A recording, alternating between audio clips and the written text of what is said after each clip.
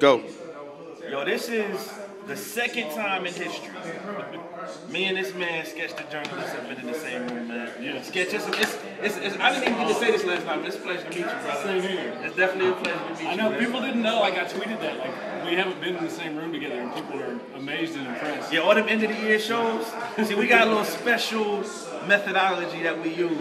Yeah. Actually, it's not really that difficult, but we got a little special thing that we do to, make it sound like we together, even though we not together, man. So, Sketch, man, Yes. South by Southwest, in comparison to the previous years, man, how do you feel about this one so far? I know we still got the concert tonight. Yeah. We have panels and workshops, new artist showcase, fellowship, all of that stuff. How do you feel about it this year, man? How do you think it's progressing? It's good. This is our third year, and we're learning stuff every year.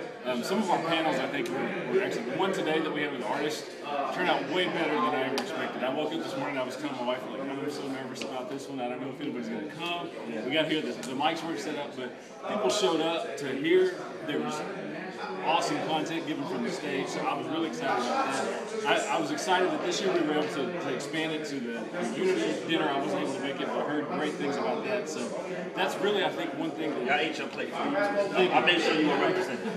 But just the fact that we're able to bring in so many different artists to talk, to network, to learn about the industry from secular industry, to be a part of it has been really good. So we continue to build and hope people just with it. Sure, absolutely. You know one thing I don't think we ever really talked about on the show, and I haven't seen you put it out there. The whole Houston Chronicle situation, how that came about, man. Yeah. Because I say this, I know me and you had this conversation, and I told you if you stay faithful, the Lord is going to keep opening doors for you to probably eventually do this full time. So I'm telling the whole world this what we talked about in private, but I know there's a lot of other writers out there that's feeling like, man, like I want to honor the Lord with my gift, my writing, my journalism, my research, all of that stuff, but I don't see the avenues, man, and that's a tremendous platform that you got with the Houston Chronicle, man. Just share with people how they feel about it. It's funny, it's similar to my relationship with Trey 9. It started out with this kind of having a disagreement or beef. My first approach to the Chronicle was because they had put a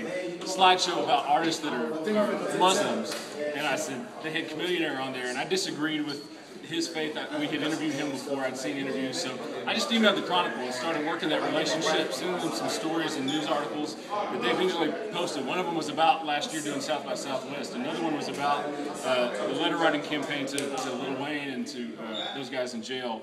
And another one was Hip Hop Hope Tuesday. So just feeding news to the organization and giving them a reason to want to talk about what we're doing. So we did that, and then just kept at it, and then eventually they came to me and said, hey, would you be interested in doing a regular blog? So that's now popped off. 2 or 3 times a week I do a blog, and then they've taken some of those stories and put them on the front page of their website. Some of them go into print, and that's all out of passion. I only get paid for articles that go into print, but all the blogging and stuff is really just an avenue to let people know what's going on, how God's using this music. So it's been really fantastic. I am just honored with the platform that he's given me through that. Sure.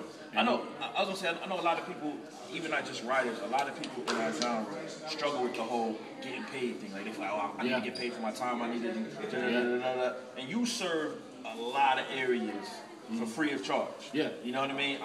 Just encourage somebody that's like, sure.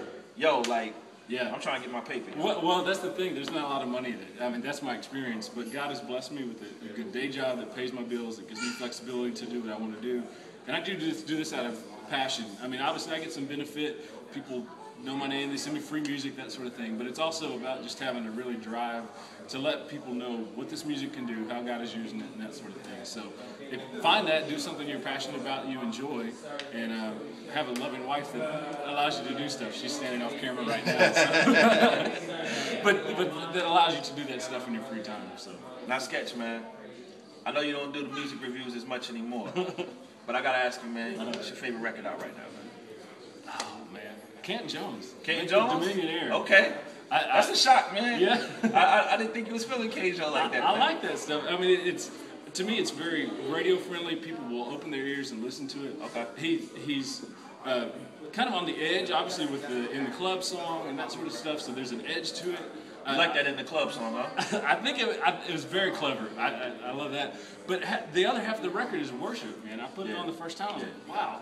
people You worship when you rise. Yeah. That's your joint. But people dismiss him for a lot of different things. But I think if they get into it, like you can't play that record and not worship. And I mean, you may disagree with some stuff. You may disagree with some stuff on Lecrae or anybody else. But that's been the record I've enjoyed the most probably this year so far. Now, one thing me and my man DJ D, like, who's actually been working the camera through all of these, man. So D, like, thank you, brother. But one of the things that me and him been talking about this whole weekend is there's not always enough homage and respect paid to some of the old school artists. And I mean, obviously, you've been listening to this joint since Stephen Wiley with the Bible break. You know what I mean? So you're as qualified as anybody. Just give us 3 old school joints that cats need to check out. Just give us 3. I know you can give us like 300, but just give us 3. Don't got to be your top 3, but just 3 that you think are under the radar that cats haven't heard from, but that, you know, they need to go check out. Gospel Gangsters Gang Affiliated is the first one, and that's not so much under the radar. It gets a lot of attention. A lot of people say that's a classic record. Like, I've heard people argue that that's actually the greatest Christian hip hop album, if that's possible. And that's the classic joint. Like, that's the joint. It's really moving. The other one is like SFC Phase 3, or even Save Man in the Jungle. A lot of people will point to as one that really brought it out, and that's kind of like late 80s, 90s kind of stuff that you'll hear. And then I guess obviously First Cross Movement. If you just come in and you only know Lecrae and 116 and those guys, go back to Heaven's Mentality and see when the South and Grape Tree stuff was kind of popping and nobody was talking about the East, and Cross Movement came in the game, and like, East is back, baby.